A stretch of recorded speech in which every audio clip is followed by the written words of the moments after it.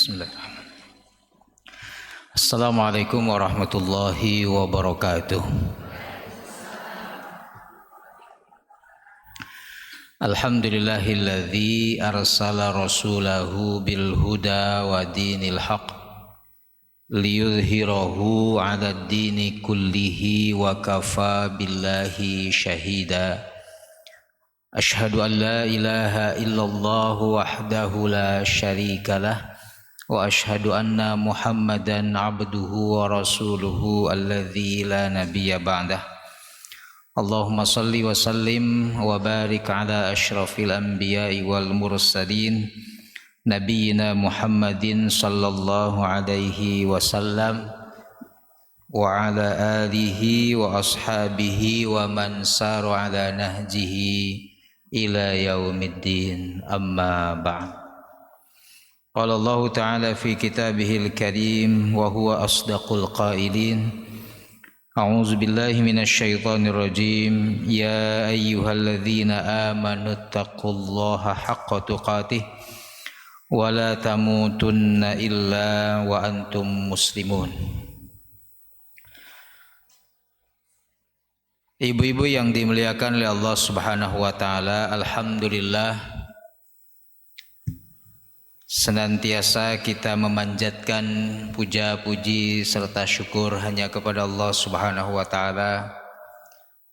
Kita kembali dipertemukan oleh Allah Subhanahu wa taala di majelis ilmu yang kita cintai ini dalam keadaan sehat walafiat.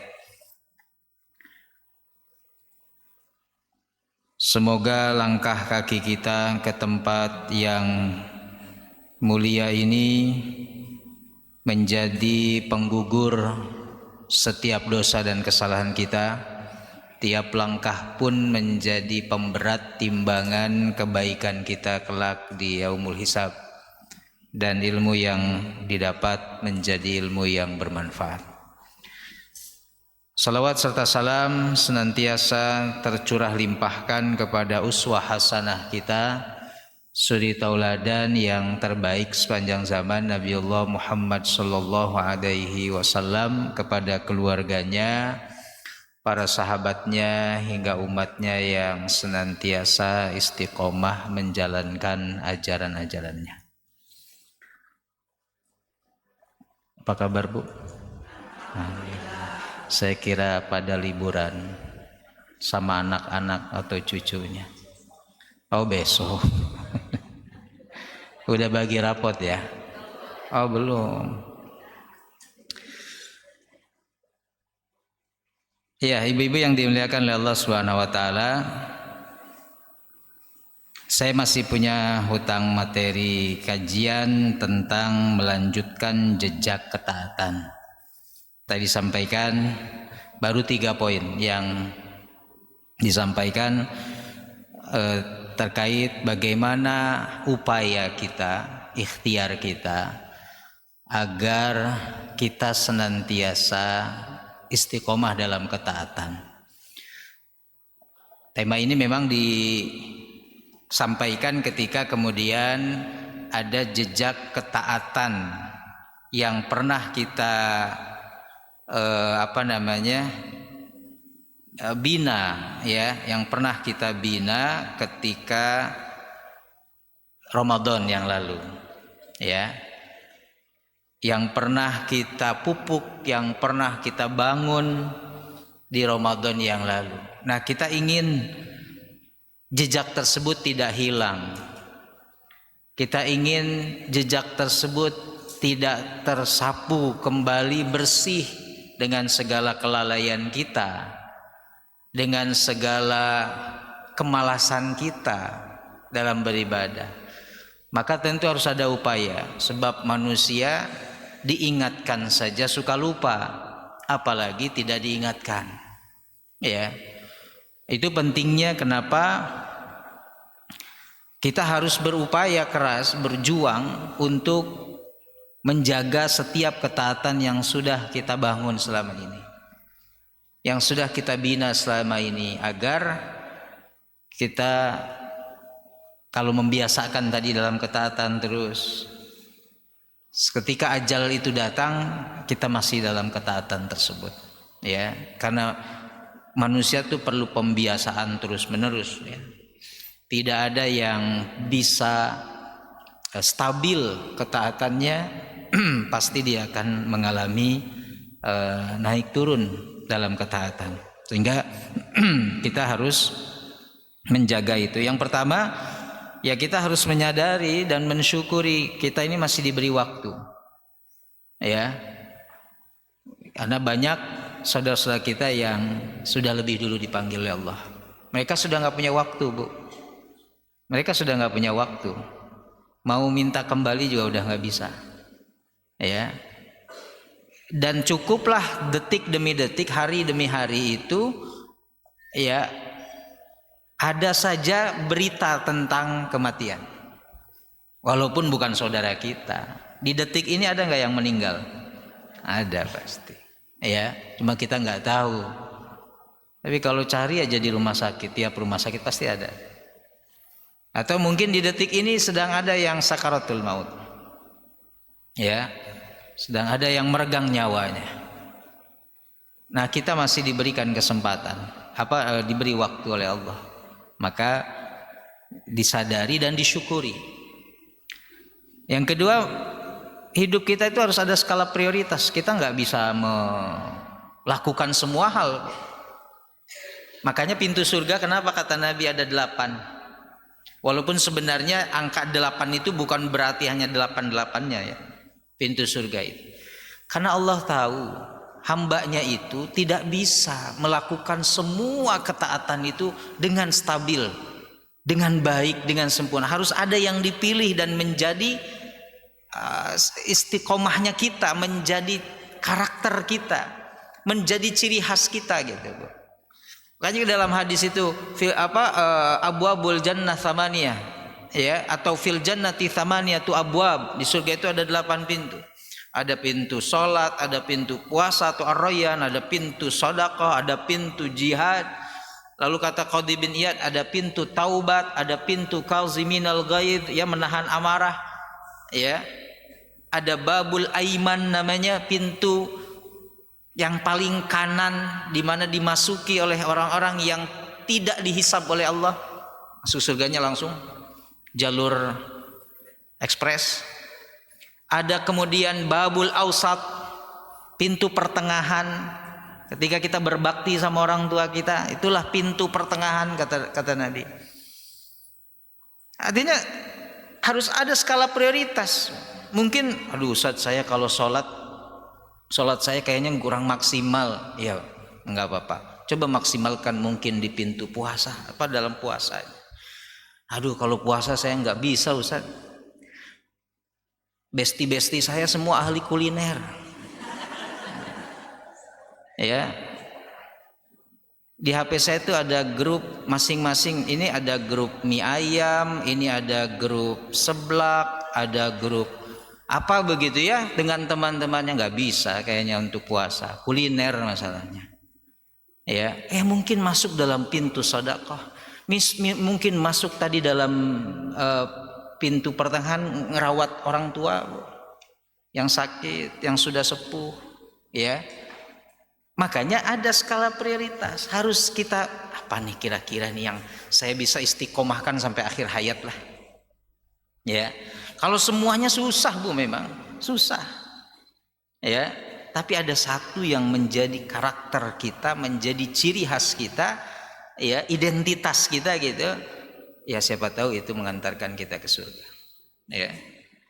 Jadi hidup itu ya harus tentukan. Makanya ada istilah hidup itu pilihannya, memang harus pilih mana prioritas kita, ya. Dalam taat juga kita harus memilih mau taat atau mau maksiat, kan begitu. Mau baik atau buruk, kan memilih itu. Harus ada yang dipilih prioritas. Kenapa? Karena ketaatan dan kemaksiatan nggak bisa bersatu. Kata Allah indah sekali menggambarkannya. Ma ja'alallahu lirajulin min qalbaini fi jawfi. Allah tidak akan menciptakan 2 hati dalam satu rongga. Dalam satu rongga dada. Nggak akan ada 2 hati dalam satu rongga dada. Ya, ini bukan dalil buat suami ibu, bukan. Ya. Maksud para ulama, nggak mungkin orang menikmati lezatnya taat sekaligus menikmati lezatnya maksiat, itu nggak mungkin. Nggak mungkin. Ya.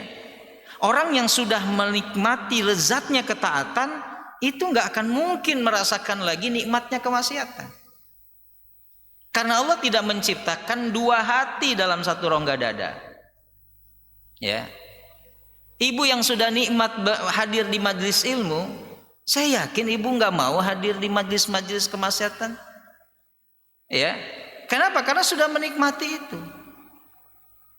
Kan nggak mungkin datang ke si ibu nih yang sudah nikmat dengan kajian, nikmat dengan Al-Quran, ya, tapi masih suka kemudian dengan kemaksiatan yang lain. Masih suka dengan musik-musik selain Al-Quran. Saya tidak bicara hukum musik ya, karena hukum musik ini ikhtilaf di kalangan para ulama. Tapi maksudnya kalau sudah nikmat dengan Al-Quran, itu nggak mungkin nyari nikmat lagu dan musik-musik lain gitu. Ya, kalau sulit kita kemudian menikmati Al-Quran, mungkin telinga kita selama ini udah banyak dijejali dengan musik-musik dunia, sehingga sulit merasakan nikmatnya Al-Quran. Ya, nah itu harus ditentukan prioritas. Artinya, ya Bu, usia-usia ibu yang sudah 30-an tahun ini, itu sudah milihlah kepada prioritas, ya. Ya 30 kan? Ibu 30 kan? Lahirnya maksudnya? Lahirnya 30 ya? 1930 mah tua banget katanya. Ya. Ya sudah orientasinya udah harus kita tentukan, Bu, prioritas. Semakin ke sini energi kita makin terbatas. Ya. Kesehatan kita makin menurun, harus ada yang kita pilih prioritas dalam hidup kita. Ya, sudahlah di masa muda sudah segalanya kita rasakan. Saatnya kita harus memilih prioritas. Ya, yang ketiga memanfaatkan kesempatan yang Allah berikan. Yang kata Nabi, jaga 5 perkara sebelum datang 5 perkara ini. Ya, sebelum datang 5 hal harus jaga 5 hal sebelumnya. Masa muda sebelum datang masa tua. Ya. Sehat sebelum datang sakit. Ya. Kemudian cukup sebelum datang kurang. Ya, terbatas dari sisi materi. Luang sebelum datang sibuk dan hidup sebelum datang mati. Ya. Ini kita alami semua. Nah itulah kesempatan untuk kita menjaga ketaatan gitu maksud saya. Untuk menjaga ketaatan. Nah yang keempat, yang tadi ayatnya dibaca di dalam surah Az-Zumar ayat 18. Yang keempat adalah kita menata hati dengan nasihat. Ya. Tadi saya sampaikan di awal, manusia itu diingatkan saja suka lupa, apalagi nggak pernah diingatkan. Jadi kita menata hati dengan nasihat. Kita butuh nasihat, Bu. Ya, hati kita ini mudah menyimpang masalahnya. Ketaatan kita ini mudah belok-belok ini. Maka dibutuhkan nasihat. Medianya banyak, salah satunya hadir di majelis ilmu ini, ya, yang tadi disebutkan Bu Inar adalah sebagai taman surga. Maka kata Nabi, kalau kamu menemukan ada taman surga di dunia, datangi itu. Para sahabat, taman surga? Kok taman surga ada di dunia? Taman surga tapi di dunia, gimana para sahabat ya? Apa taman surga itu ya Rasulullah? Majalisul ilmi wa dzikr. Majlis-majlis ilmu, majlis-majlis di mana disebut nama Allah, dibacakan ayat-ayat Allah, dibacakan hadis-hadis Nabi, disampaikan kebenaran, maksudnya nasihat tuh. Ya, karena perubahan itu akan terjadi dari mulai taman surga itu, dimulai dari taman surga. Perubahan hidup kita hadir diawali dari taman surga. Nggak akan perubahan hidup ibu ke arah yang lebih baik diawali dari taman mini Indonesia Indah, atau taman safari, atau taman-taman yang lain yang ada habis uang di situ. Ya. Tapi taman surga Inilah momentum perubahannya. Kenapa?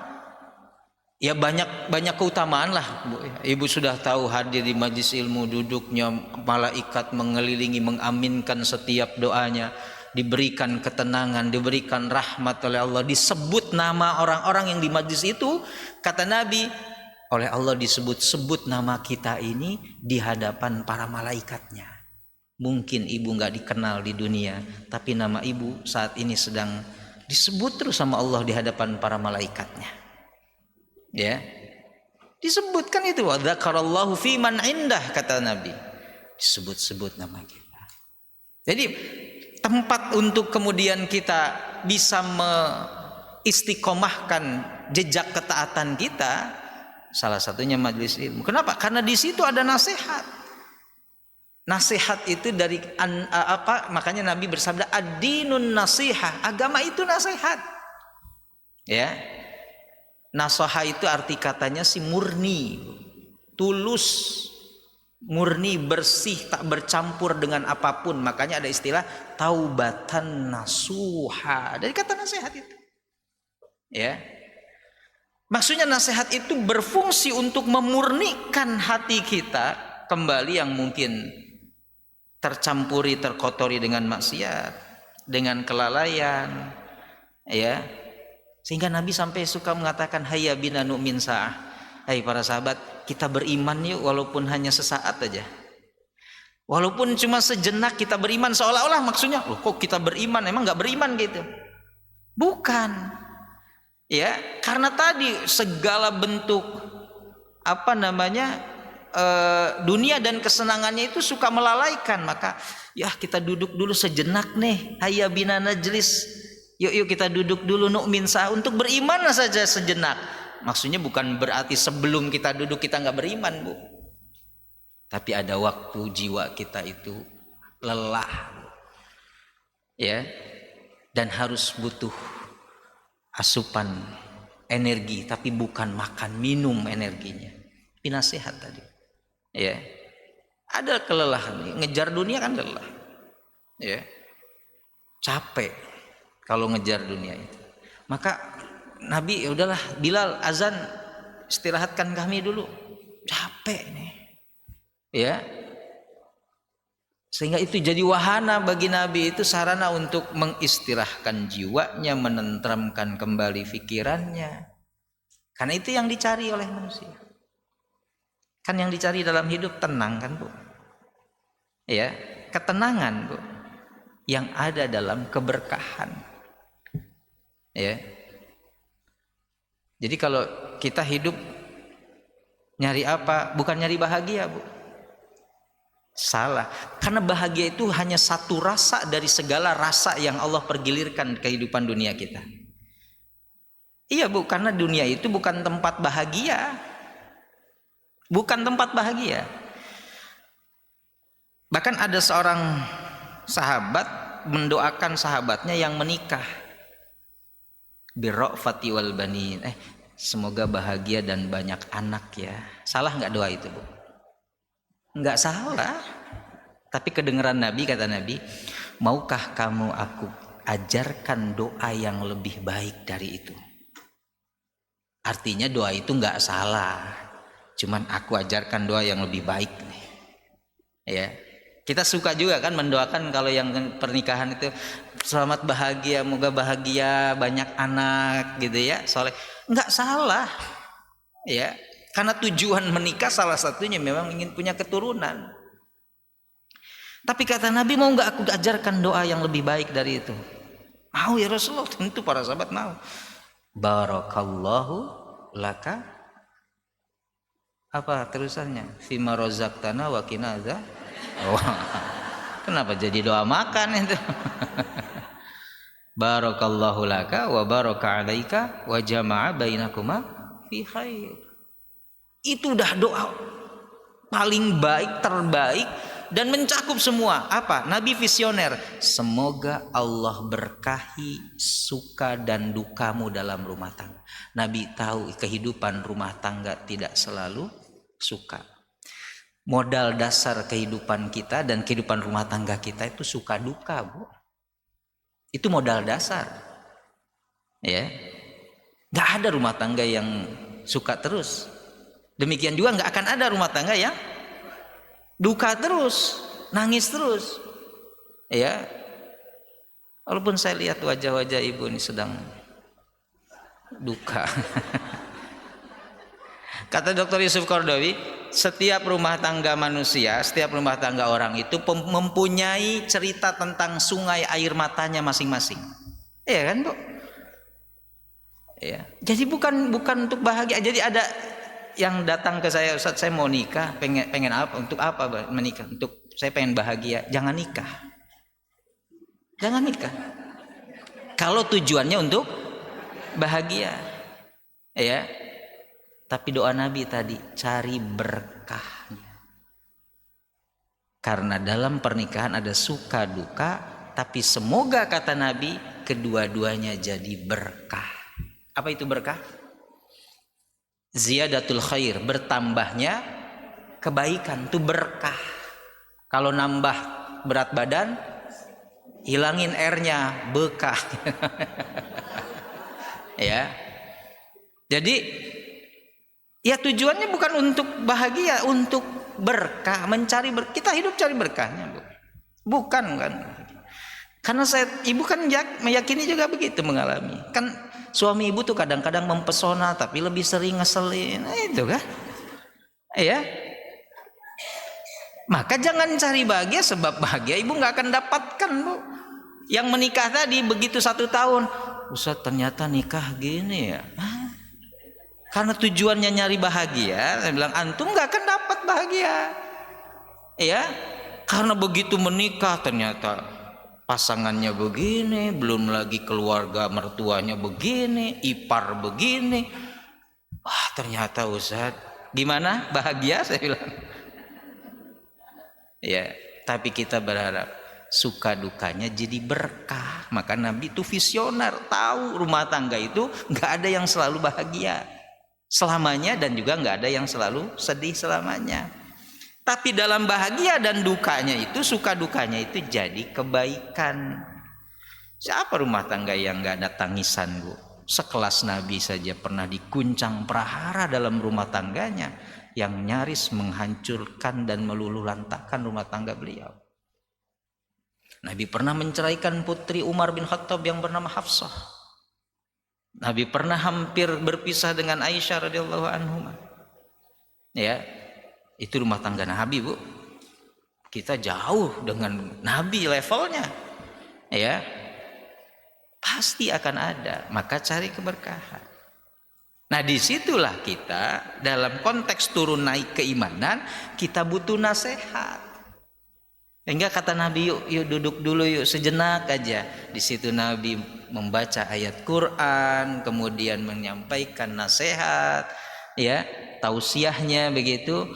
Sampai para sahabat, ya Rasulullah, kalau kami selalu bersamamu, seolah-olah surga itu di depan. Tapi begitu kami keluar dari majlismu, berbaur lagi dengan masyarakat, ketemu lagi dengan keluarga, aduh, kayaknya kita lalai lagi ya Rasulullah. Kayak gitu kan, Bu. Ibu sekarang di sini iya, ketemu suami kan ibu rudet lagi. Ya. Oh enggak. Kan contoh ini, Bu. Alhamdulillah baik. Ya. Udah, Bu, nggak usah curhat di sini. Makin ibu sebut baik tuh makin kebuka nanti. Nah, jadi kalau para sahabat itu yang berkata, ya Rasulullah, kalau kami besertamu di majlismu itu, wah, seolah-olah ibadah apapun pokoknya ayolah, surga di depan mata, Bu. Tapi kami kembali lagi ke masyarakat. Mungkin di luar sana, Bu, kita berbagai macam orang, jenis manusia, ya, dengan segala sifat dan lain sebagainya. Di jalan kita bawa motor, ada yang nyalip, ada yang nyenggol, mobil kita juga kesenggol lah, spionnya, wah, itu buyar lagi tuh, Bu. Kadang-kadang kan gitu ya, buyar lagi. Itu belum nyampe rumah, begitu nyampe rumah ternyata baru diberesin, wah, sama anak udah diacak lagi, sama cucu misalnya udah diacak lagi. Ya. Nah, disitulah kemudian teruji. Jadi kami kayak orang munafik ya Rasulullah. Sampai begitu para sahabat.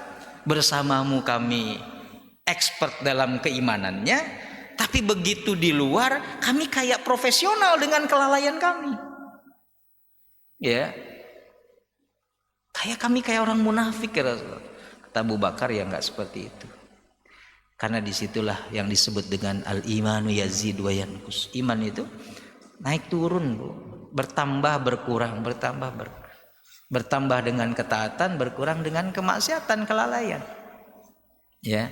Maka wazakir kata Allah, kasih peringatan, kasih nasihat. Fa inna dzikra tanfa'ul mu'minin. Karena sesungguhnya nasihat itu sangat bermanfaat bagi orang beriman. Ya, sangat bermanfaat bagi saya, Bu. Mungkin orang menyebut tukang memberi nasihat, tapi saya harus menyempatkan dalam beberapa kali dalam setahun itu saya nggak terima jadwal khutbah Jumat. Saya pengen jadi mustami. Kan kalau saya khotib terus kan saya nasihatin terus, Bu. Terus buat saya nggak ada masukan, nggak ada input buat saya. Caranya ya saya harus jadi mustami, Bu. Saya harus jadi jamaah. Itu saya sengaja kosongkan. Ya. Per 3 bulan sekali saya nggak menerima jadwal khutbah Jumat. Di mana? Ya, saya pengen duduk ngerasain kayak jamaah yang lain. Tidur lagi dengerin khutbah. Enggak lah, Bu. Ya. Enggak. Karena saya suka lihat dari mimbar itu, ya Allah, enak banget. Pojok gitu ya, di pojok tuh gini, aduh ya Allah, ya agak nganga dikit gitu kan, terus bawah AC itu kan ya, luar biasa, nikmat banget. Sedangkan saya kan harus berjuang untuk menahan ngantuk gitu kan, masa ada khotib ngantuk ya. Tapi ada lihat jamaah di pojokan, di tiang ya, sedang gini, ada yang sampai nunduknya itu 45 nunduk bang. Ya, itu bukan khusyuk. Ya, terlebih ada lagi yang sampai mengeluarkan suara. Nah, masya Allah, saya ini nikmatnya luar biasa. Ya, ya kan karpet empuk, Bu, AC dingin. Sebelumnya habis mandi mau Jumatan kan gitu. Apalagi sebelumnya makan dulu katanya. Biar nanti habis sholat Jumat nggak, biar seger katanya, makan dulu. Bukan biar seger. Ya. Jadi masuk itu. Kadang-kadang saya, ya Allah, suka kepengen jadi jamaah saya. Kalau melihat gitu kan. Tapi maksudnya bukan untuk tidurnya. Saya ingin mendapatkan nasihat juga, nasihat. Ya. Nasihat saya ingin mendapatkan. Dan saya cari masjid yang saya tidak khutbah di situ. Karena kalau begitu ketahuan sama DKM-nya kan. Ustaz, kebetulan khotibnya nggak ada. Saya pernah begitu, Bu. Ustaz, kebetulan khotibnya berhalangan, Ustaz. Aduh, saya bilang saya tuh pengen jadi mustami gitu kan ke sini tuh. Saya pengen dengerin nasihat. Bukan jadi khotib. Gitu ya. Udah Ustaz, kan tanggung udah sini. Nanti kan saya ada jadwalnya, saya bilang di sini. Enggak, ini kan khotibnya, ini DKM nggak ada yang. Ya akhirnya jadi lagi gitu ya. Tapi saya suka sisihkan waktu itu, Bu, ya, untuk bisa mendengarkan nasihat, mendengarkan khutbah. Dan saya juga kalau ada kajian dan saya sedang luang, ada Ustaz, saya datang, ya, ingin mendengarkan. Kenapa? Butuh, Bu, ya. Saya tidak ingin kayak lilin terus nyalain, menerangi orang, sayanya kebakar gitu, ya. Saya juga ingin mendapatkan insight dari nasihat-nasihat guru-guru yang lain. Supaya apa? Ya tadi nggak kering gitu, Bu. Nggak kering. Ya, karena ada nasihat. Ibarat air nasihat itu. Mungkin hati kita satu saat kering nih. Ya, langsung inilah enak. Udah gitu kan berbaur, ngumpul dengan orang-orang soleh. Itu tuh jadi memberikan semangat. Makanya tadi dalam surah Az-Zumar ayat 18, alladzina yastami'unal qaula fayattabi'una ahsanah. Orang-orang yang mendengarkan ucapan nasihat, tausiah, tazkirah, fayattabi'una ahsanah, dan mereka mengikuti ucapan yang terbaiknya itu. Ulaikal ladzina hadahumullah, merekalah orang-orang yang diberikan hidayah oleh Allah. Ya itu kan supaya dapat hidayah. Hidayah itu maksudnya supaya kita diistiqomahkan ya dalam ketaatan. Ya dengerin nasihat. Gitu ya, Bu. Ya sarananya salah satunya majelis ilmu. Kalau ibu nggak sempat kan sekarang di rumah banyak lah YouTube. Cari ustadz yang memang siapa saja yang bisa memberikan nasihat kepada kita, banyak lah ya. Medianya banyak dari YouTube itu banyak sekali. Atau TV-TV yang memang menyiarkan secara khusus tentang dakwah. Itu luar biasa ya. Sambil kita mungkin di rumah, mungkin ada yang sambil masak dan ada yang masuk. Ya, karena nasihat itu yang akan mengistiqomahkan kita. Tadi kan saya sampaikan kita mudah lalai, diingatkan pun suka lalai, apalagi tidak diingatkan sama sekali. Alladzina yastami'una al-qaula fayattabi'una ahsanah. Orang yang mendengarkan ucapan nasihat, tausiah dan mereka mengikuti ya, yang terbaik dari nasihat itu kan mengikuti itu maksudnya mengamalkan ya.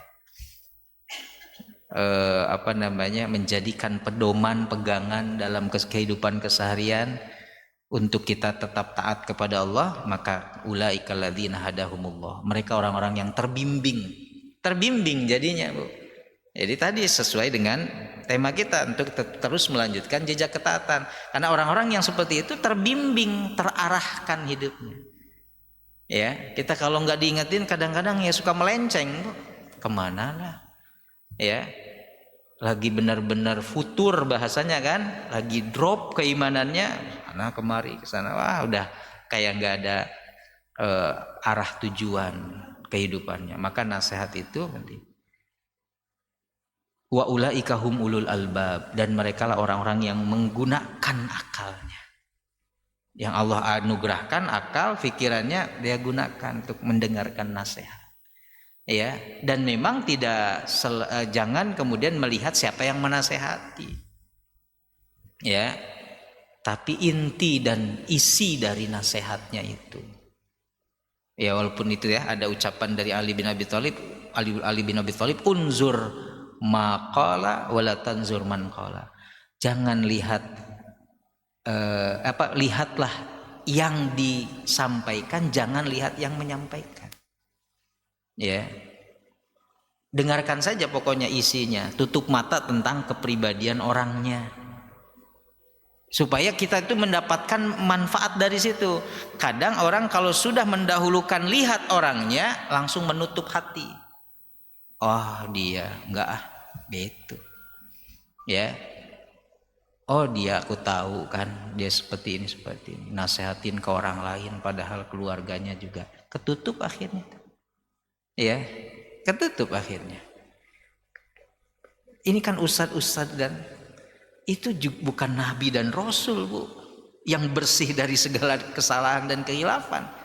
Ya. Jadi kalau saya juga banyak banget kesalahan, cuman ditutup aja sama Allah. Kalau kemudian kita melihat orangnya, emang gak ada yang layak untuk diikuti kecuali Nabi, betul, Bu.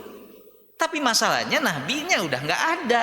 Kata Nabi, ikutilah ulama para pewarisku, yang memang mereka tidak seperti Rasulullah, tidak seperti Nabi yang maksum, terjaga, terpelihara. Tapi ikuti kalimatnya kalau itu benar. Ini sama persis ketika ini saya disclaimer dulu nih, Bu. Kan Rasulullah di Isra Mi'rajkan. Begitu di Mi'rajkan kan diperlihatkan surga dan neraka. Lalu ketika diperlihatkan neraka, ternyata kebanyakan penghuni neraka adalah kaum wanita. Nah, seringkali para ustadz tidak lengkap menyampaikannya, harusnya lebih utuh. Memang di neraka penghuni banyak perempuan, tapi yang paling mudah masuk surga perempuan. Supaya adil, jangan kemudian cuma perempuan paling banyak masuk neraka, udah aja titik gitu. Seolah-olah disangka laki-laki nggak ada gitu di neraka atau sedikit, enggak. perempuan disebut memang dalam hadis itu. Kenapa perempuan banyak masuk neraka? Salah satu penyebabnya adalah yakfurnal asyiro, suka tidak mensyukuri nikmat yang diberikan oleh suami. Tapi di satu sisi hadis Nabi, paling mudah masuk surga itu perempuan. Perempuan itu paling mudah masuk surga. Jadi di neraka paling banyak wanita, tapi perempuan paling mudah masuk surga. Laki-laki kemana? Nggak tahu kemana. Ya. Ya. Nah, apa yang saya kaitkan dengan tadi? Yang penting kata Rasulullah dalam hadis riwayat Imam Ahmad, diistiqomahkan 4 amalan saja untuk para wanita. Dia akan masuk surga, kata Nabi, udkhulil jannata min ayyi abwabin syi'ti. Kamu masuk surga silahkan pilih dari pintu mana saja. Mau pintu sholat, mau pintu puasa, mau pintu zakat, bebas. Bebas. Itu kepada kaum wanita. Paling mudah masuk surga. Sampai Nabi mempersilahkan mau masuk pintu. Jadi punya privilege, punya keistimewaan. Silahkan mau masuk surga dari pintu mana, silahkan. Ya, pilih kata Nabi. Tapi 4 hal ini harus diistiqomahkan. Ya. Idza shallatil mar'atu khamsaha. Salat 5 waktunya kata Nabi, jaga. Enggak disebut salat sunnah loh, Bu. Padahal kalau untuk urusan salat, ibu, kaum wanita mau yang fardu mau yang sunnah, itu luar biasa. Saya yakin ibu tuh fardunya udah jelas. Ini sunnahnya tahajud ibu nggak pernah tertinggal, duha lah, ya, qobliyah, ba'diyah, syukrul wudu, tahiyatul masjid. Tapi kata Nabi nggak cukup 5 aja, yang 5 waktu itu. Idza shallatil mar'atu khamsaha. Kalau seorang wanita menjaga salat 5 waktunya, 5 waktunya aja. Ya, apalagi ibu sudah dengan yang sunnahnya. Wasaumat syahroha, jaga saum yang sebulan aja tuh, maksudnya Ramadan. Ya. Tapi kan Ustaz, kami kan masih ada haid dan ya kalau itu kan di luar itu kan nggak dimasukkan dalam kata. Yang penting jaga puasa 1 bulan itu. Walaupun memang ibu yang masih haid nggak pernah tamat 1 bulan kan. Mungkin ibu yang sudah berhenti haidnya, alhamdulillah tamat terus sekarang 1 bulan. Nggak apa-apa karena haid itu adalah siklus bulanan yang fitrah itu. Udah nggak usah dibahas. Nabi pun nggak mempersoalkan itu. Yang penting jaga salat 5 waktu, jaga puasa yang sebulan, yang 1 bulan yang wajib. Wa hafizat farjaha, dan jaga kehormatan. Ya. Dan yang terakhir wa ata'at zaujaha, taati suamimu. 4 itu aja. Kata ibu, ya kalau yang 1 sampai 3 sih Ustaz, kami sih. Ini kenapa harus ada nomor 4? Kenapa harus ada nomor 4 taat sama suami? Terus ada lagi yang bertanya, iya Ustaz, suami kayak gimana dulu yang harus ditaati? Ya, suami yang gini Ustaz. Nah, gitu ya. Bu, kalau memang kita taat ke suami karena lihat suaminya, memang suami kita itu nggak layak ditaati. Kalau lihat suaminya, tapi lihat siapa yang memerintahkannya. Iya, kalau lihat, tadi saya sampaikan, suami ibu tuh kadang mempesona, tapi seringkali ngeselin, gitu kan? Lebih banyak ngeselinnya, jengkelinnya. Iya, kalau lihat suaminya, memang nggak taat-taat jadinya nanti, Bu. Tapi melihat siapa yang memerintahkan. Kenapa kamu harus taat ke suami? Ya saya karena Allah yang memerintah. Ya kalau bukan karena Allah yang memerintah, sih emang gak layak banget suami saya ditaat. Ya. Kenapa Asiyah juga dimasukkan kategori wanita surga? Taat sama Fir'aun selama dia tidak memerintah kepada maksiat. Dalam batas-batas yang memang masih dalam koridor diridhoi oleh Allah. Asiyah nggak lihat Fir'aunnya kan, Bu? Kalau lihat Fir'aunnya ya jelas lah, itu mah nggak layak banget, ya. Tapi Asiyah tetap, selama tidak memerintahkan untuk bermaksiat kepada Allah, Asiyah tetap tuh konsisten, istiqomah, taat sama Fir'aun, ya. Kan kalau lihat Fir'aunnya, Ya. Tapi bukan lihat Fir'aunnya, lihat Allah yang memerintah. Karena ya suami kan juga bagian dari dunia, Bu. Ada kurangnya, ada lebihnya, begitu maksudnya. Misal suami ibu, maaf, nggak pernah sholat sama sekali. Tapi satu saat gini, ibu lagi nonton aja, udah 1:30 siang nih, suami ibu pulang. Mah, udah sholat belum? Belum ya. Sholat dong. Wajib nggak tuh ibu? Wajib saat itu. Jangan gini, kayak yang suka sholat aja. Malah ibu kemudian melihat suaminya. Tapi saat suami ibu mengatakan sholat mah udah 1:30, wajib saat itu, Bu. Walaupun itu keluar dari mulut suami ibu yang jarang sholat. Tapi ketika suami ibu sholat mah, masa 1:30 belum sholat, ya keburu nanti habis waktu zuhur. Kalau lihat suaminya memang ibu nggak akan taat, pasti ibu bantah. Memang ayah sholat gitu, ya mama kan bisa sholat, ini diajarin sama guru mama di Al-Ihsan, nggak pernah diajarin sama ayah. Wah kalau kayak begitu Bu, panjang. Akhirnya ibu tuh nggak akan taat sama suami ibu kan gitu ya. Ya, mama tuh belajar di Al-Ihsan sholat itu dari takbiratul ihram, gimana takbiratul ihram yang benar, ruku sujud yang benar, nggak diajarin sama ayah. Sekarang ayah nyuruh mama sholat karena nanti kehabisan waktu, ya nggak akan taat, Bu. Ya, maka jangan gini, suami kayak gini Ustaz, nah, jangan begitu. Yang harus ditaati kayak gimana dulu Ustaz? Enggak. Karena gitu-gitu juga suami gitu, ya yang harus ditaati. Ya. Makanya dalam nasihat juga jangan ya orang begini ngasih nasihat, dianya juga akhirnya kita nggak dengar tuh Bu nasihat dia. Padahal benar nasihatnya itu benar, nasihatnya itu betul. Tapi karena lihat orangnya, ya enggak, kita langsung nutup hati itu. Karena apa? Lihat sosoknya, lihat orangnya. Nabi banyak mendapat masukan dari sahabatnya. Apa Nabi tolak, Bu? Tidak. Ya, Nabi nerima ketika kemudian dalam tanda petik mungkin diberikan masukan oleh sahabatnya. Enggak Nabi. Padahal kalau enggak diamlah, wahyu nih saya dapat wahyu. Enggak, Nabi enggak begitu. Ya, tapi Nabi terima. Ya.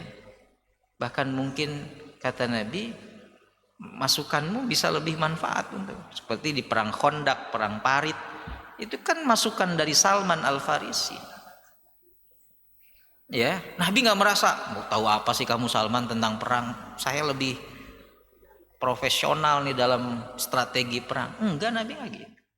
Nabi ikut, dan bahkan Nabi ikut menggali paritnya, Bu. Padahal tuh batu-batu keras gitu kan. Nabi ikut gali. Nah itu jadi nasihat itu jangan lihat orangnya, Bu.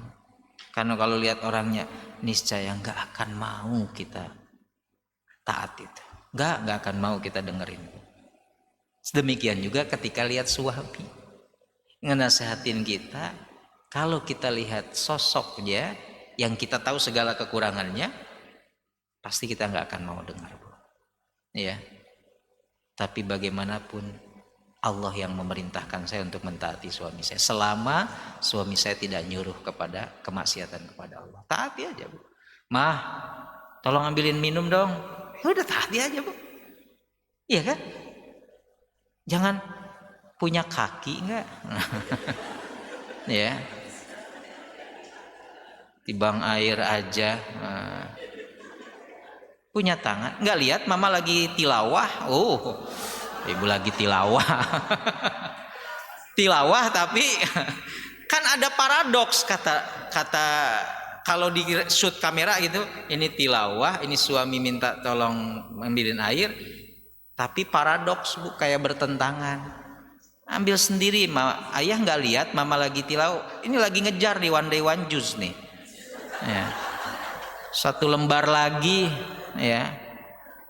Ya. Jadi ayah harus nunggu mama tamat 1 lembar lagi. Nggak tahu nih habis 1 juz mama mau baca terjemahannya. Ayah pengen gak mamah jadi anak istri solehah? Dukung dong. Nah, ya. Tapi dalam satu sisi paradoks, diminta tolong mengambil minum, ya jawabannya gitu. Ya, ayah dukung mama nggak jadi istri solehah? Ya, harusnya dukung dong. Mama lagi ngaji nih. Air aja tibang air minta, kenapa? Ambil sendiri, gitu kan? Atau ibu karena ada ART, bibi. Jadi masak, bibi, ayah mau si bapak mau Indomie, ya, mah pengen ini, bi, bapak mau kopi. Jadi suami ibu itu lebih akrab dengan karena gini kan Bu ya, air tangan kita itu kan bikin, ya, dulu kata orang tua saya gini, kalau ngasih makan anak, kalau masih disuapin, gak usah pakai sendok, tangan. Air tanganmu itu bikin anakmu jadi dekat secara psikologis, secara emosional, dekat, nurut katanya. Udah nggak usah pakai sendok, tinggal cuci tangan kamu nanti makan. Makanya saya ingat saya sama ibu saya itu, kalau di Sunda itu namanya dikepel. Digini Bu, dulu itu. Iya, saya itu ngalamin. Walaupun waktu itu cuman pakai garam Bu, saya itu malah seneng gitu kan. Ibu saya gini, nasi garam aja itu udah. Tapi terasa memang, ya, alhamdulillah ibu saya diberikan usia panjang, jadi dekat gitu. Saya juga merasa, ya, karena selama ini suami ibu yang bikinin selalu ART, makanya sama ART dekatnya. Ya, Indomie sama ART. Untung nggak disuruh suapin bi sekalian. Si bapak tuh suapin sekalian. Ya, akhirnya dari mulai masak mie sama ART, nyuci baju, tangan ibu, air tangan ibu nggak pernah kemudian berada di, ya, makanannya atau apa, gitu. Nah, alladzina yastami'una al-qaula fayattabi'una ahsanah. Itu yang keempat. Yang kelima, jadi nasihat itu untuk melanggengkan jejak ketaatan kita. Yang kelima, pupuk hati dengan Al-Quran. Ya, pupuk hati kita, ya, ibarat tanaman, pupuknya itu Al-Quran, Bu. Supaya tanaman kita, iman itu ibarat tanaman di hati, ya. Supaya iman kita terus tumbuh berkembang, berbuah, maka Al-Quran yang terus memupuknya. Ya, bisa juga menyiram terus. Tanaman kan kalau nggak dipupuk Bu, mati. Ya, padi di sawah kalau nggak dipupuk, mati. Kalau nggak diserang hama, ya, kalau nggak diserang hama. Nah, itu yang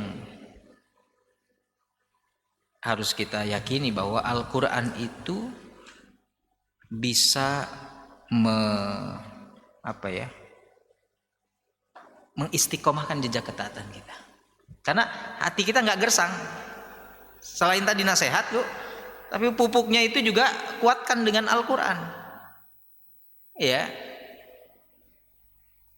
Al-Quran surat Yunus ayat 57 Bu. Surat 10 ayat 57.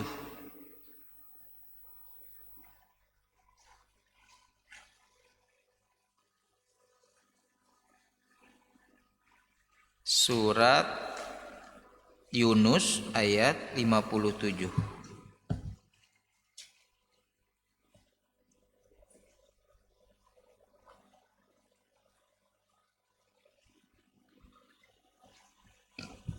Sudah ketemu? Ya ayyuhan nas, qad ja'atkum mau'izatum mir rabbikum. Sungguh telah, wahai manusia, sungguh telah datang kepada kalian mau'izah, nasihat, mir rabbikum, ini langsung dari Tuhanmu. Langsung dari Allah Subhanahu wa taala nasihatnya, mau'izahnya. Apa yang dimaksud di sini, Bu? Al-Quran. Wa syifa'ul lima fis sudur, bukan saja nasihat tapi dia syifa. Dia obat, dia penawar, ya. Lima fis sudur, terhadap penyakit-penyakit yang ada dalam dadamu. Ya, banyak kan penyakit dalam dada kita, masih dalam hati kita. Ada ujub, ada takabur, ada riya, ada dengki, macam-macam, ada marah, dendam, ya, benci dan lain sebagainya lah, Bu. Sifat-sifat yang buruk.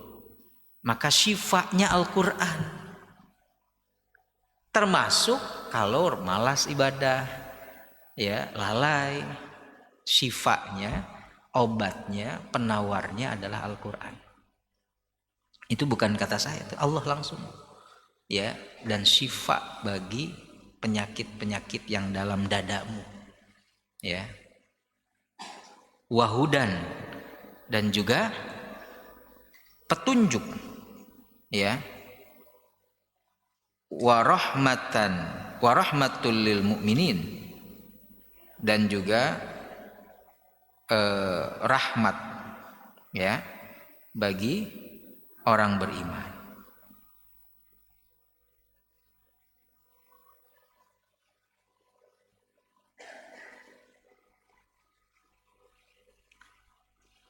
Bahkan dalam hadis, ini ada hadisnya,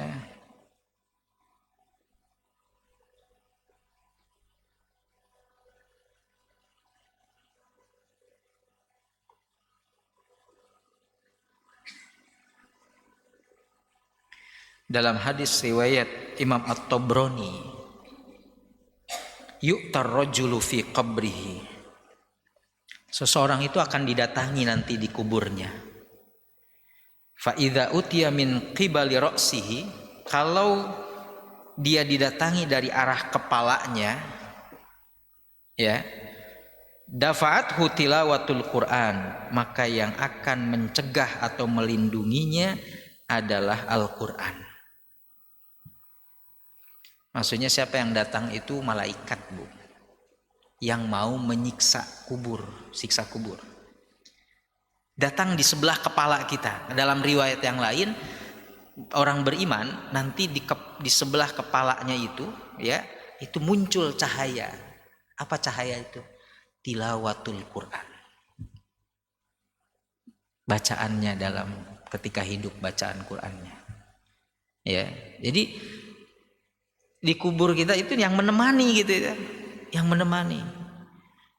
Secara fisik aja cuma 2x1, sempit, panas, ya, gelap, pengap. Coba itu bisa kita bayangkan lah gitu ya. Apalagi masuk, langsung membayangkannya aja kita ngeri gitu, Bu. Kan orang takut ke kubur itu maksudnya itu karena ya Allah, tempat sempit, ya. Ibu pernah lihat kan jasad dimasukkan?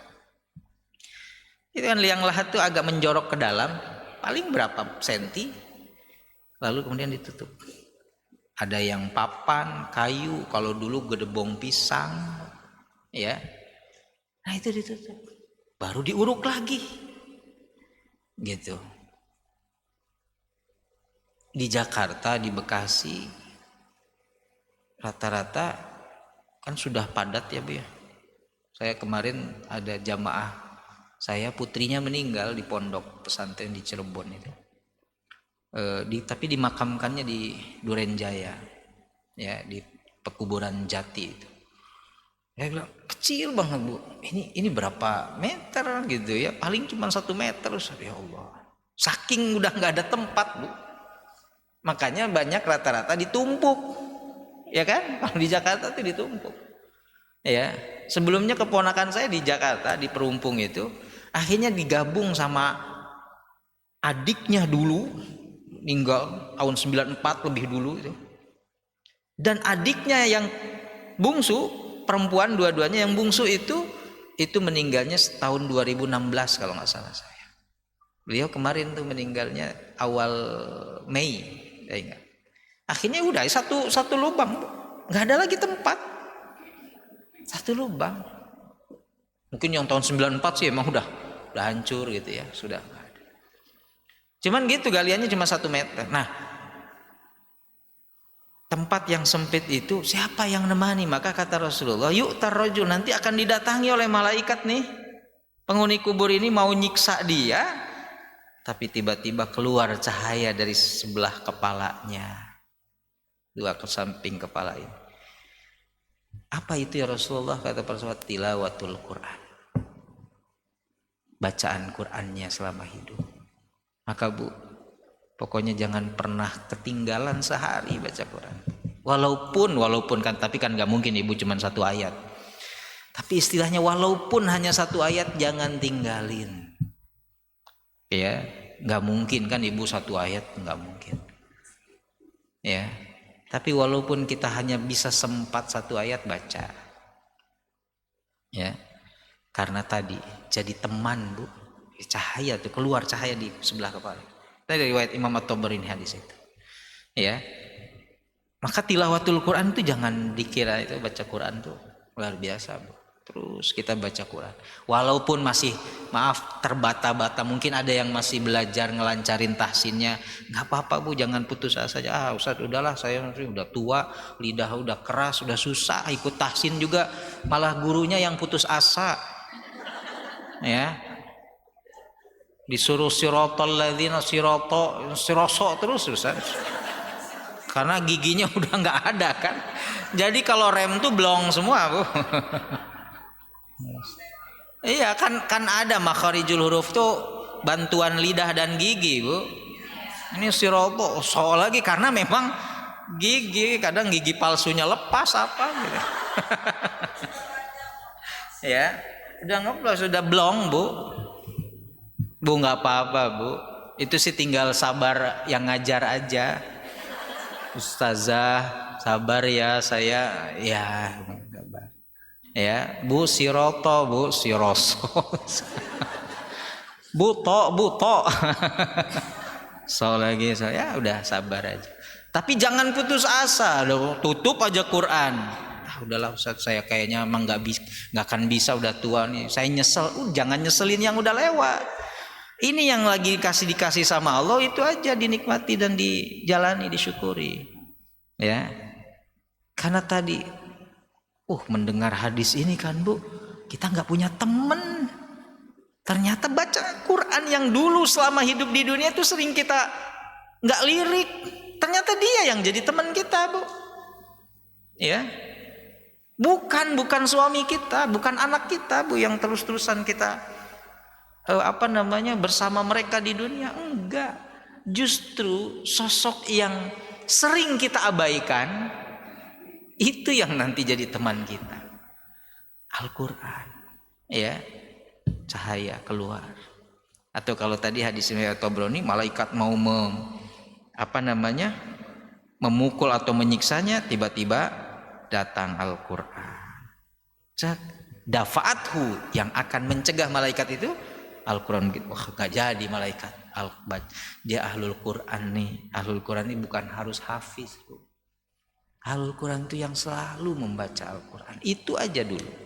Baca dulu. Mungkin belum faham, gak apa-apa, baca terus. Nanti faham itu bertahap. Ibu datang ke kajian, Ibu baca terjemahan, dikit-dikit juga faham. Gak mungkin lah Bu, kita baca gak ada yang faham sama sekali, itu mustahil, gak mungkin. Ya kalau ada ibunya yang tidak ikhtiar untuk bisa paham lagi, kan ada terjemahan. Ya. Ada Ustaz ini maksud ayat ini apa ya? Saya udah baca terjemahannya, mungkin saya nggak ngerti tafsirnya Ustaz. Ya, terjemahannya gini apa ya, kok nggak ngerti-ngerti? Tanya ke Ustaz. Kan ada ikhtiar, berarti jadi paham. Ya. Maka kata Nabi, tilawatul Quran.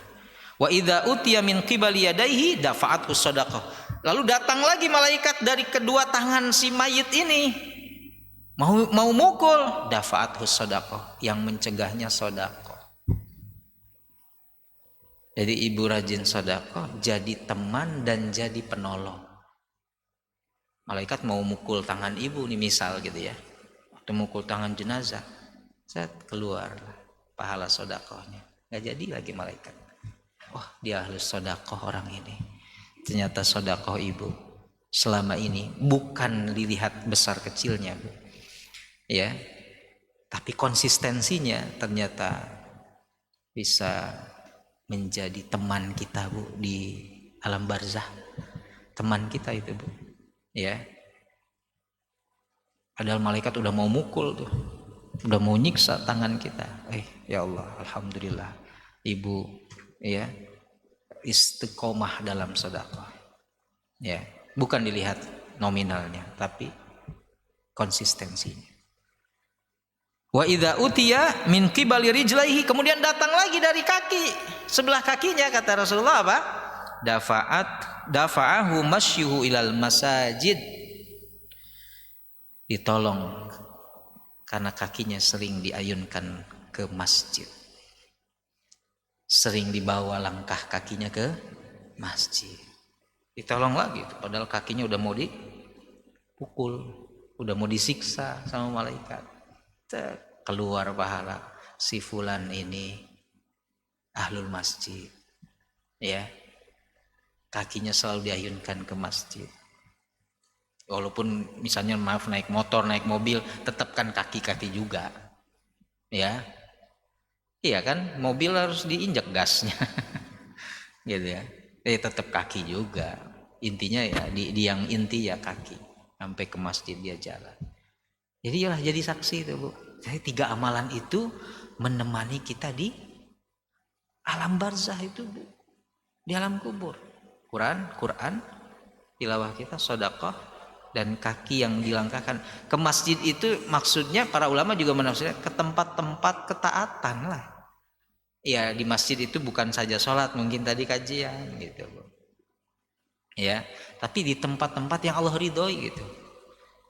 Mungkin kajiannya nggak ada di masjid, bisa saja kajiannya di gedung, kajiannya di rumah, ya, di kantor, lapangan RT RW misalnya gitu ya, serbaguna gitu ya, di gedung serbaguna. Yang penting dilangkahkan ke dalam ketaatan, atau silaturahim, nengok yang sakit, ya, takziah kepada yang meninggal. Itu kaki kita itu di tempat-tempat yang Allah ridhoi. Ya, itu menemani kita. Maka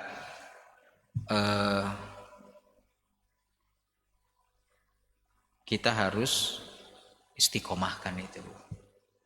3 amalan itu jadi teman kita. Tilawah, Bu, tadi Quran Yunus ayat 57, ya. Jadi syifa, jadi hudan, jadi rahmat bagi orang beriman. Lengkap, Bu. Mau izoh, nasihat, dan juga jadi syifa, obat, jadi petunjuk, dan juga jadi rahmat bagi orang beriman, kata Allah Subhanahu wa taala. Quran, Bu, jangan ditinggalkan Quran. Ya, baca. Subuh, waktu-waktu ya prime time lah, Bu ya. Waktu terbaik habis tahajud. Wah, itu nikmat sekali. Setelah sholat subuh, nikmat sekali. Ya, ibu lebih tahulah waktu-waktu yang ibu merasa. Tapi waktu yang terbaik dalam Al-Quran itu kan menjelang fajar. Itu waktu terbaik. Selebihnya sih silahkan, opsional itu.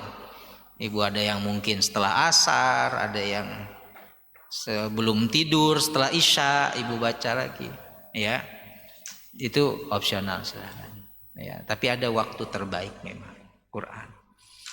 Sedekah itu jangan ya kita tinggalkan juga, ternyata itu menjadi penolong kita, ya, di alam barzah, penolong kita nanti di yaumul hisab.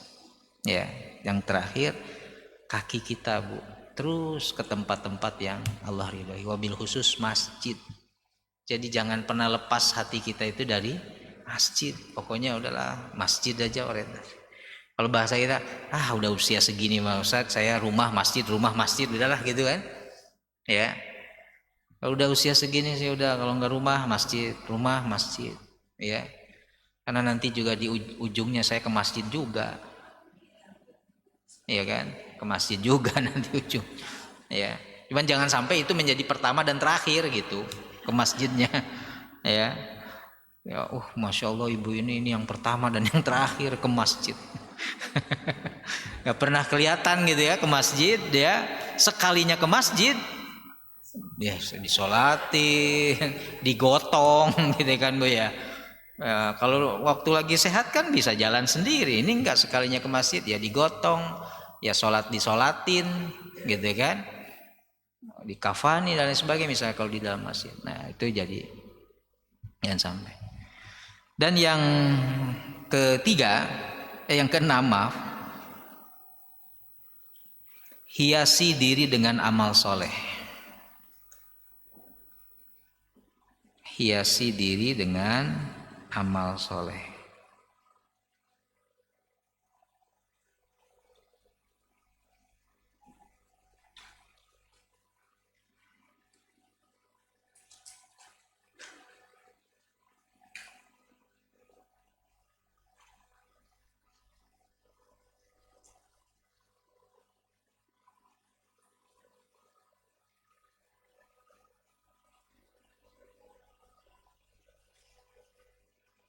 Al-Quran surat Yunus ayat 9, masih surat yang sama dengan poin sebelumnya tapi ayatnya 9 di awal-awal.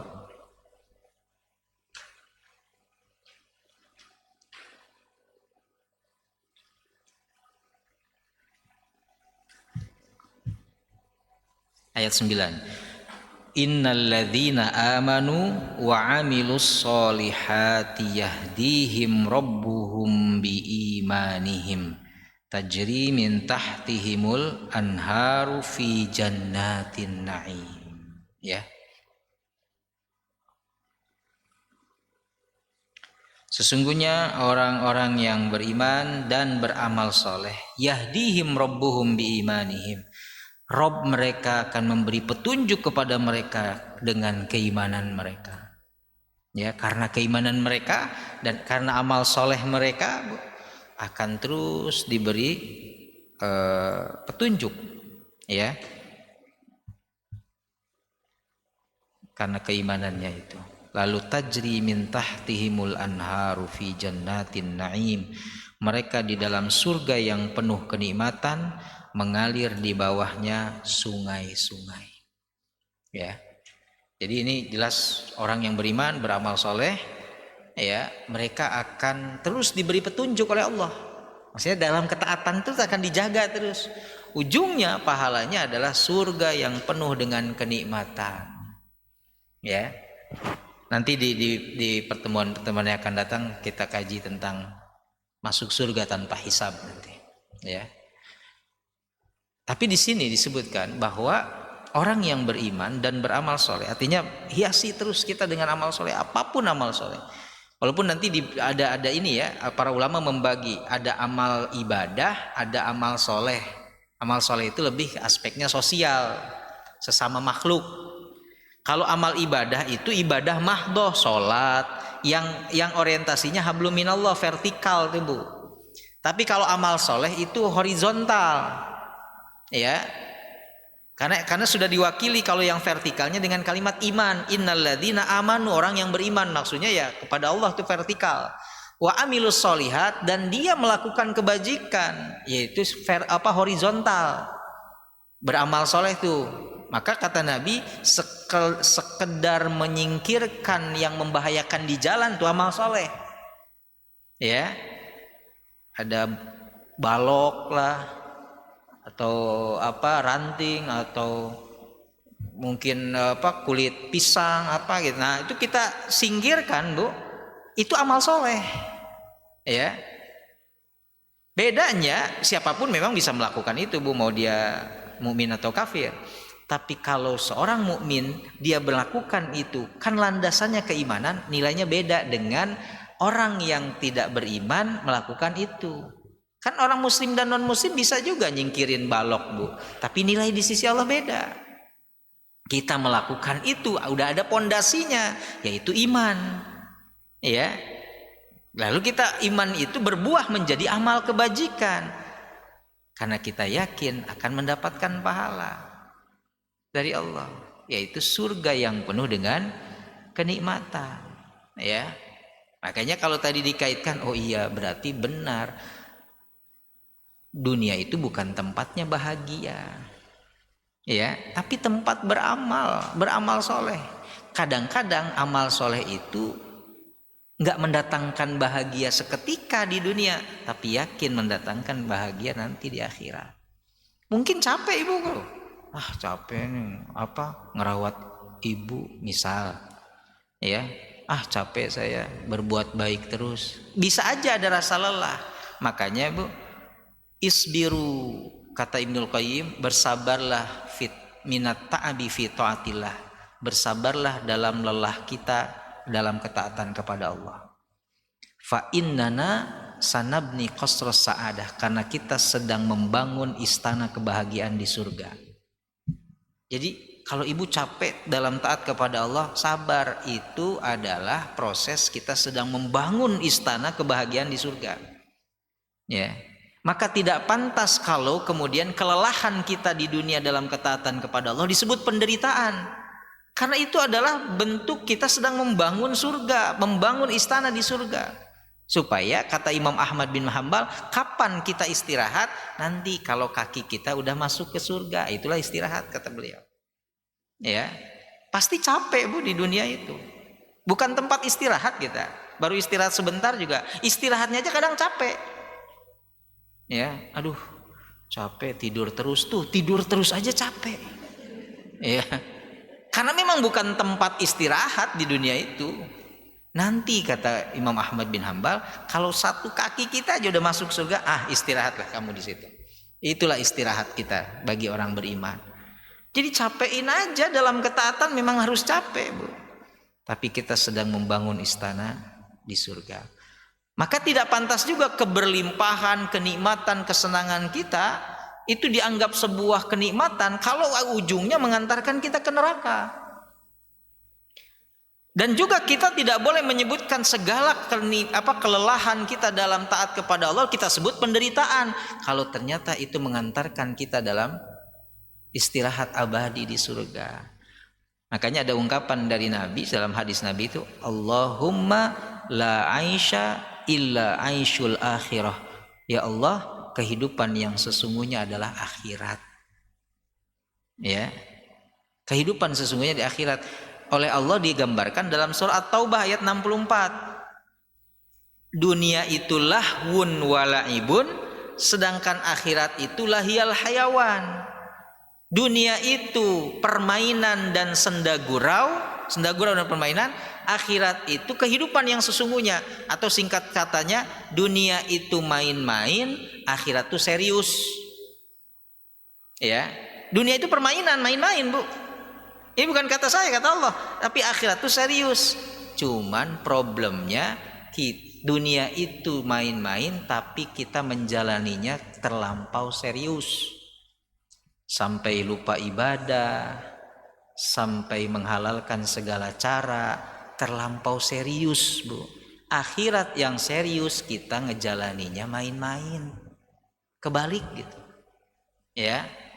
Makanya dalam secara bahasa akhirat disebut aisyah, kalau dunia disebut hayatun. Artinya dua-duanya adalah kehidupan. Tapi beda, kalau hayatun, dunia itu berbagai rasa. Di dunia itu segala kerasa kan bu? Segala kerasa sama kita. Dari mulai sakit kepala sampai sakit kaki kerasa. Ya.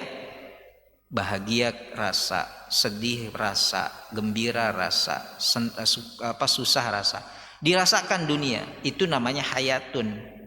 Tapi kalau aisyatun adalah satu rasa, bahagia aja, karena surga. Kalau di dunia berbagai rasa, nah itu bedanya. Ya, itu perbedaannya. Makanya beramal soleh itu pasti capek dan melelahkan, tapi kita sedang membangun istana istirahat kita nanti di surga. Ya, pasti lelah, pasti akan menemui kelelahan, tapi jangan khawatir. Ya, surat Al-Yunus ayat 9 tadi menegaskan teruslah beramal soleh, hiasi kehidupan kita dengan amal soleh, maka istirahat kita nanti kelak di surganya Allah Subhanahu wa taala. Nah, ibu-ibu yang dimuliakan oleh Allah Subhanahu wa taala, itu saja yang bisa saya sampaikan, melengkapi dan menuntaskan tema melanjutkan jejak ketaatan ya kepada Allah Subhanahu wa taala. 6 poin sudah saya sampaikan, berikut ayat-ayatnya dan juga suratnya ya. Terima kasih. Mungkin kalau ada pertanyaan saya serahkan lagi ke pembawa acara. Silakan Bu Ina. Baik, ibu-ibu ada yang mau bertanya? Ada Ustadz.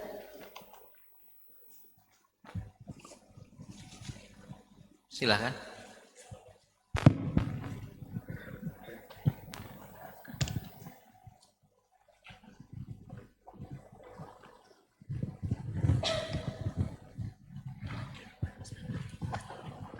Oh iya. Insyaallah.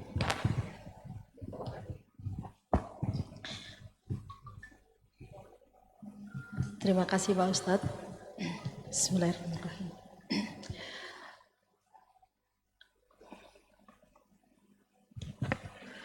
Ya. Yang ingin saya tanyakan Pak Ustadz, bagaimana cara memilih nasihat yang benar di tengah banyaknya informasi yang masuk saat ini?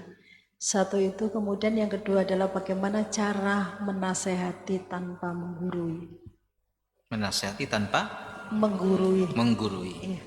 Baik, itu 2 pertanyaan dari saya. Terima kasih. Wassalamualaikum warahmatullahi wabarakatuh. Waalaikumsalam warahmatullahi wabarakatuh. Ya, Ibu, yang pertama, bagaimana cara kita mendengarkan nasihat nih, memilih ini nasihatnya yang gimana, apalagi dengan model dengan era digital sekarang ya Bu ya,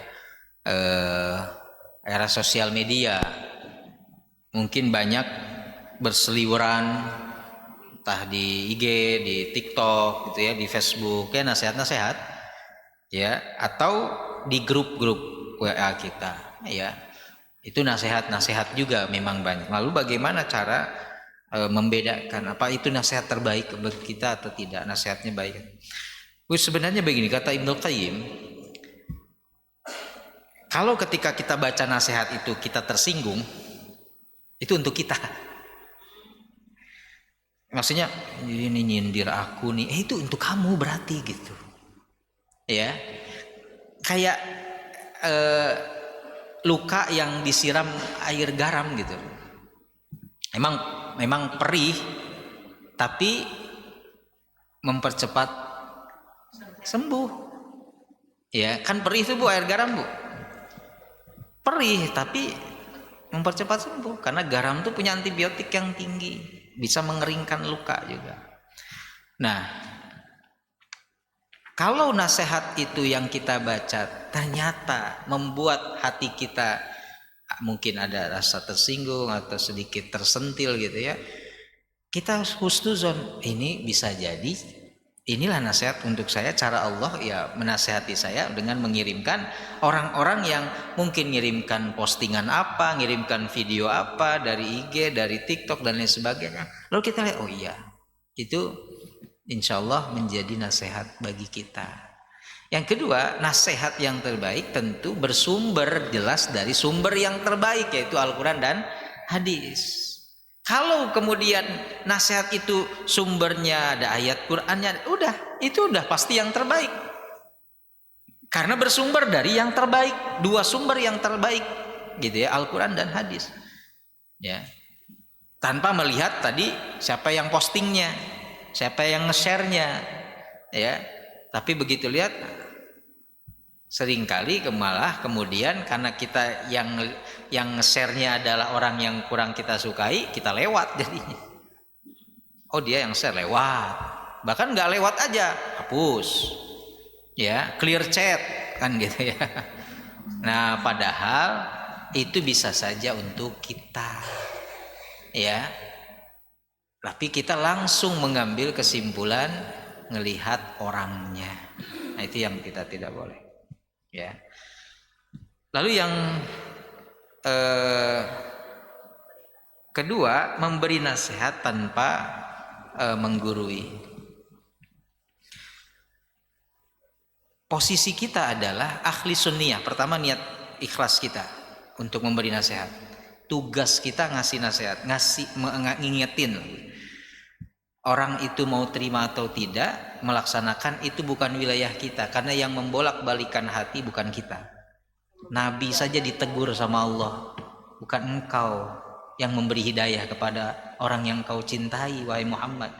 Tapi Allah, aku yang memberi hidayah kepada yang orang yang aku kehendaki, kan itu ya ayatnya, innaka la tahdi man ahbabta walakinnallaha yahdi may yasha. Jadi Nabi itu sangat ingin pamannya Abu Thalib itu masuk Islam. Nah, ini kan orang yang sangat beliau cintai.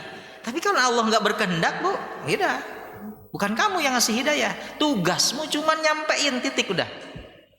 Menyampaikan. Kalau penyampaian kita diterima dan langsung kemudian bisa bertahap merubah seseorang, ingat, itu bukan karena kehebatan nasihat kita. Tapi Allah yang menggerakkan, Bu. Jangan kemudian, lihat dong, itu kan dia berubah karena saya yang nasehatin. Bisa jadi hidayahnya itu dari yang lain gitu ya. Cuman benar kita pernah ngenasehatin, tapi kemudian titik baliknya mungkin bukan pas dari nasihat kita, mungkin dari yang lain. Tapi intinya Allah yang membolak-balik. Nabi diingatkan begitu supaya kata Allah, kalau tidak ada yang dengerin kamu nggak putus asa, tapi kalau ada yang dengerin kamu tidak jumawa, kamu tidak sombong. Ya, makanya para nabi itu fluktuatif itu. Ada nabi yang semuanya beriman kepada Allah, ngikutin kan. Nabi Yunus kan setelah itu awalnya nggak ada yang dengar kan. Makanya Nabi Yunus kabur melarikan diri sampai Allah tegur, masuklah ke dalam perut ikan. Tapi setelah itu semuanya beriman kepada Nabi.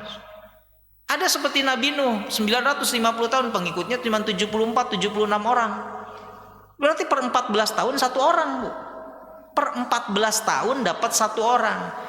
Maksudnya Nabi pun sama Allah dibuat ya pembelajarannya. Ada yang memang banyak pengikutnya kayak Nabi Sulaiman, sampai jin dan binatang aja ikut.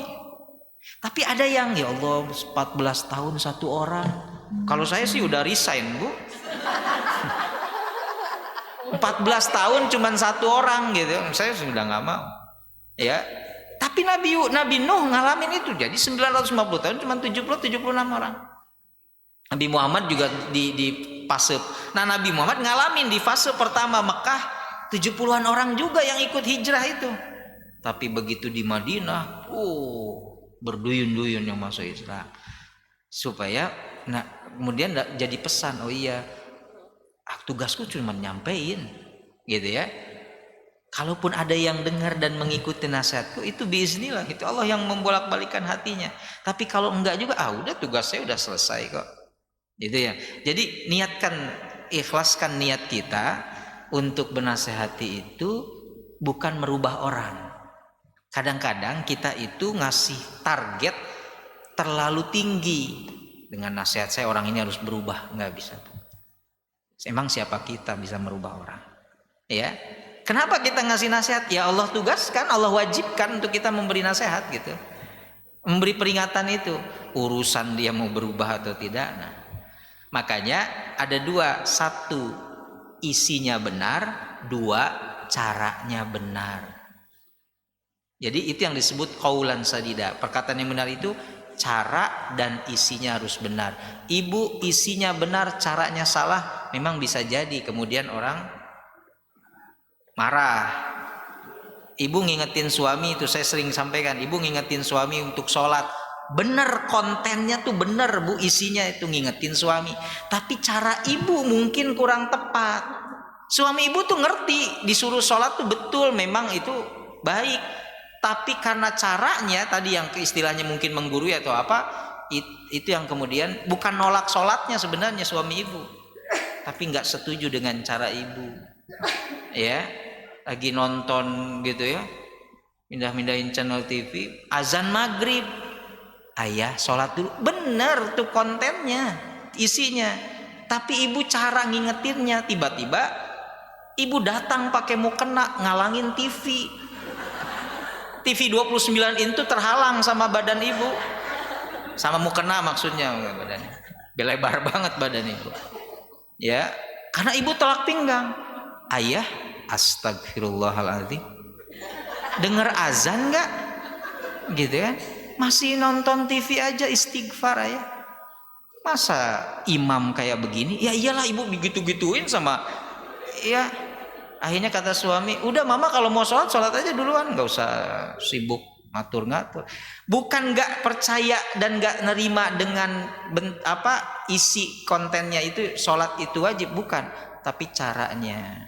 Kayak kita ngasih tahu ke anak, kan suka ada gitu anak, apalagi anak yang lagi remaja bu ya. Itu nggak bisa dinasehatin langsung, duduk, nggak bisa gitu. Anak remaja itu, ada apa mah? Dengerin, mama mau ngasih nasihat ya. Wajib bagi kamu dengerin. Nggak bisa bu kayak gitu anak kita. Tapi mungkin caranya ngobrol, ya kan, kayak temen. Kak, kamu gimana di sekolah? Oh mama gini, nah terbuka kan. Ya kalau menurut mama mungkin begitu. Tapi kalau duduk dengerin, ya jangan natap, nunduk kalau mama lagi nasihatin. Nggak bisa bu. Anak kita lagi remaja begitu nggak bisa bu. Nunduk kalau dinasihatin tuh, malah ngeliatin mama aja, ya nunduk. Mama tuh dulu dinasihatin kakek kamu, dibandingin sama beda, udah zaman dulu. Ya, mama tuh dengar kakek dehem kakek kamu aja udah gemeter ya. Kamu, nah udah bisa. Ya, ya udah mama sama kakek aja sana. Kakeknya udah nggak ada, gitu ya. Jadi memang harus benar caranya dan harus selain benar isinya, caranya pun benar. Maka disesuaikan dengan usia sih biasanya bu. Kalau anak remaja nggak bisa lagi dikte itu, doktrin tuh nggak bisa lagi. Tapi ngobrol, deep talk kalau kata orang sekarang ya, ngobrol yang dalam ini, masuk dapat. Mungkin kalau anak masih usia 5 tahun bisa dinasihatin. Nah, walaupun itu juga bukan sambil dimarahin ya. Nah, nanti kalau ada yang bisa begitu. Jadi itu lebih kepada seni dalam menyampaikan saja sebenarnya. Ya, Allahu a'lam. Ada lagi? Assalamualaikum warahmatullahi wabarakatuh. Waalaikumsalam warahmatullahi. Pak Ustadz, saya mau tanya, kalau kita kan harus baca Al-Quran setiap hari ya, Ya. apakah itu harus pakai mushaf? Mushaf. Apa kalau misalnya ada waktu-waktu tertentu kita sibuk gitu ya untuk ini, terus tapi kita ada berapa hafal surat gitu, itu aja yang kita baca, itu gimana? Sama satu lagi, pengalaman saya sendiri, saya ngurusin ibu saya sakit ya, terus sampai dia meninggal. Terus karena saya memang banyak kesibukan sehingga berat badan saya turun gitu. Terus orang-orang suka tanya, kok ibu kurus? Iya nih habis ngurusin ibu saya waktu sakit gitu. Terus dosa nggak saya ngomong kayak gitu ya Pak Ustadz? Yeah. Yang pertama, boleh nggak baca Qurannya kan misalnya tanpa mushaf? Artinya kita murojaah, ibu punya hafalan, ya walaupun cuma beberapa ayat, ya surat-surat yang cukup panjang, ayat-ayat pilihan. Bu sambil baca, boleh, nggak apa-apa bu.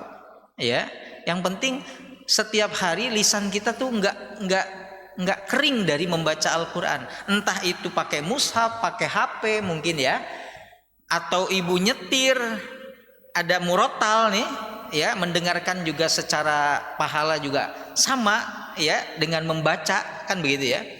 Kita dengerin daripada di mobil, ya dengerin apa gitu ya. Udah tilawah Quran, murotal, kita setel.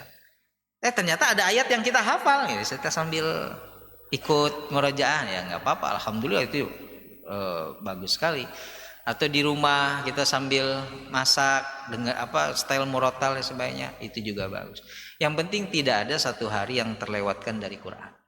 Ya, itu ahlul Quran itu bukan saja yang hafal Quran, tapi yang selalu hatinya tidak pernah lepas dari Al-Quran. Yang kedua, ya ibu merawat ibu atau orang tua karena mungkin kecapean, ya sampai berat badan ibu menurun gitu ya. Apakah dosa Ustadz? Ketika ada yang tanya, bu kok kurusan? Ya, iya ini kemarin saya mungkin kecapean karena ngurus ibu. Itu kembali kepada niat kita. Ya. Kan secara alamiah bisa saja capek itu membuat makan kurang, tidur kurang. Enggak salah. Ya.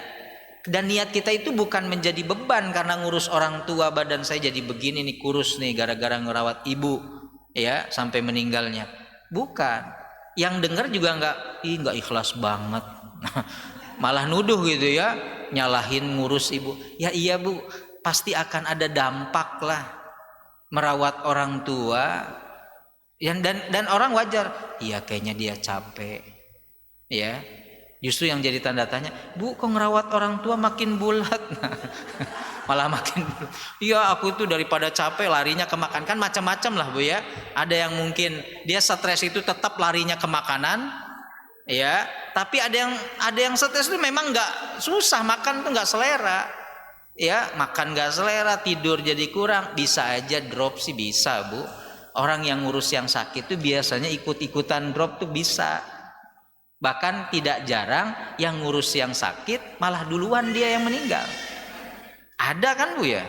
Ada yang sakitnya sih alhamdulillah sehat gitu, sembuh. Tapi yang ngurus itu ajal. Tapi kan faktor lelah bisa saja membuat badan kita menurun timbangannya. Maka kembali kepada niat. Maqasidul lafzi ala niyatil lafizi. Maksud dari lafaz yang kita ucapkan itu tergantung niat yang melafazkan.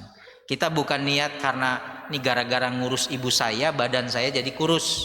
Enggak. Ya nauzubillah kita meniatkan gitu kan Bu ya. Tapi orang itu kita cuma ingin tahu bahwa ingin menyampaikan, ya saya kemarin mungkin kecapean. Akhirnya kan jadi oh ibu sakit. Iya tapi sudah meninggal. Oh innalillahi. Iya kami maaf nggak tahu. Mungkin aja bisa gitu yang dengar. Gitu ya. Jadi kembali kepada niat kita dalam melafazkan. Ya, dan insya Allah bukan karena merasa menyesal ya Bu merawat orang tua kita ya. Nanti jangan yang lain, oh jadi tips untuk turun berat badan rawat orang tua. Nggak usah diet Bu lah ya, gitu misalkan. Allahu a'lam. Baik, cukup ya Ibu, sampai di sini dulu pertemuan kita. Jazakumullah khairan atas perhatiannya. Kita ikut mendoakan. Ini ada satu yang meninggal, dan untuk sahabat saya juga guru saya Ustaz Dodi Al-Jambari ya, memang beliau sedang dirawat di Rumah Sakit Primaya ya Kasih. Kita tutup dengan mendoakan untuk saudara-saudara kita yang ditinggal oleh putrinya, yaitu Ibu Rahma Yulis ya, salah satu jamaah MTDI. Beliau ditinggal oleh putrinya ya, yang bernama Deni Lestari binti Masri Syamsuddin ya. Juga untuk Ustadz Dodi Al-Jambari. Bismillahirrahmanirrahim. Alhamdulillahirabbil alamin. Hamdan yuwafi ni'amahu wa yukafi'u mazidah. Ya Rabbana lakal hamdu kama yanbaghi li jalali wajhikal karimi wa azimi sultanik. Radina billahi rabba wa bil islami dina wa bi Muhammadin sallallahu alaihi wasallam nabiyya. Ya hayyu ya qayyum bi rahmatika astaghith. Aslih lana sya'nana kullah wa la takilna ila anfusina tarfata ayunina. Allahumma rabban nas muzhibal ba's ishfi al-Ustadz Dodi Al-Jambari shifaan la shifa illa shifauka shifaan la yughadiru saqama. Allahumma as'alullah al-azim rabbal arsil azim an yashfiya Ustadz Dodi Al-Jambari shifaan la shifa illa shifauka shifaan la yughadiru saqaman la ba'sa tahurun insyaallah. Allahumma gfir laha warhamha warfa' darajataha fil mahdiyin waj'al qabraha rawdatun min riyadil jannah waj'alha min ahlil firdausil a'la ya rabbal alamin. Ya Allah ya Tuhan kami, ampuni segala dosa dan kekhilafan kami, baik yang masih ada maupun yang sudah tiada, baik dosa-dosa kami yang besar maupun yang kecil, yang nampak maupun yang tersembunyi, dosa kami yang disengaja maupun yang tidak disengaja. Wabil khusus kepada saudari kami Deni Lestari binti Masri Syamsuddin, lapangkan kuburnya, terima amal ibadahnya, dan ampuni segala dosa-dosanya ya Allah. Tempatkan beliau di sisimu di tempat yang termulia. Berikan kesabaran kepada keluarga yang ditinggalkan, khusus Ibu Rama Yulis dan keluarga. Semoga Allah Subhanahu wa taala menjadikan putrinya sebagai tabungan di akhirat kelak, sebagai syafaat dan yang akan membawa keluarga dan orang tuanya masuk ke dalam surga. Ya Allah ya Tuhan kami, anugerahkan kesembuhan kepada guru kami Al-Ustadz Dodi Al-Jambari hafizahullah. Semoga Allah Subhanahu wa taala mengangkat segala sakit dan penyakitnya dan dijadikan segala sakit dan penyakitnya ini sebagai penggugur dosa beliau. Diberikan kesehatan yang sempurna tanpa meninggalkan sakit sedikit pun. Rabbana zalamna anfusana wa illam taghfir lana wa tarhamna lanakunanna minal khasirin. Anugerahkan kesehatan kepada kami, keafiatan kepada kami ya Allah, sehat dan afiat yang mengantarkan kami untuk senantiasa menjaga ketaatan kepadamu, dan wafatkan kami dalam keadaan husnul khatimah. Rabbana hablana min azwajina wa dhurriyyatina qurrata a'yun waj'alna lil muttaqina imama. Rabbana atina fid dunya hasanah wa fil akhirati hasanah wa qina adzabannar. Subhanaka rabbina rabbil izzati amma yasifun wa salamun alal mursalin walhamdulillahi rabbil alamin. Ibu-ibu yang dimuliakan oleh Allah Subhanahu wa taala, terima kasih atas perhatiannya. Sekali lagi mohon maaf jika ada kekurangan dan kesalahan, dan jazakumullahu ahsanal jaza pada ibu-ibu yang, mohon maaf saya suka ganggu Ibu Inar dengan broadcast untuk markas Al-Quran. Saya terima kasih pada ibu-ibu yang selalu memberikan dukungan baik doa maupun materinya untuk markas Al-Quran Ubay bin Ka'ab. Bu Inar mohon maaf ya diganggu. Bu Vera jazakumullah khairan atas semua sedekahnya. Semoga tadi menjadi teman kita di alam barzah setiap sedekah yang ibu keluarkan. Terima kasih. Enggak ganggu sama sekali Ustadz. Alhamdulillah, jazakallahu khairan Ustadz atas tausiah hari ini. Semoga menjadi tambahan ilmu yang bermanfaat buat kita semua dan bisa kita aplikasikan di kehidupan kita sehari-hari. Sebelum ditutup, saya mengingatkan besok kita masih ada kajian Ustazah Umi Yuningsih seperti biasa, ba'da zuhur ya. Baik, mari kita tutup kajian kita dengan membaca hamdalah dan doa kafatul majelis. Alhamdulillahirabbil alamin. Subhanakallahumma wa bihamdika asyhadu an la ilaha illa anta astaghfiruka wa atubu ilaik. Akhir kata saya sebagai pembacara, mohon maaf apabila ada kata-kata yang kurang berkenan. Billahi taufik wal hidayah. Wassalamualaikum warahmatullahi wabarakatuh.